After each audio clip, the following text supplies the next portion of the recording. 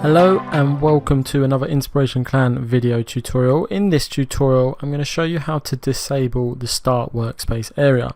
Now firstly, why would you want to disable the Start Workspace area?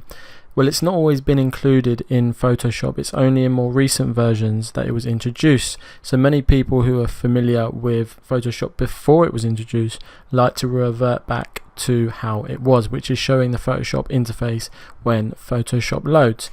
So what I'm going to do, I'm just going to come up to I'm going to come up to Edit and Preferences and General, and then you're going to see in the options in General, show Start Workspace when no documents are open. So you can untick that or tick that as you like, and then just select OK. I like to have it, it's a new feature, so this is dependent on your workflow and how you like to use Photoshop. So I'm going to go ahead and select OK. So there you go, super simple, super quick tip. That is how you disable or enable the Start Workspace area in Adobe Photoshop. Thank you for joining me in this course. I will see you in the next one.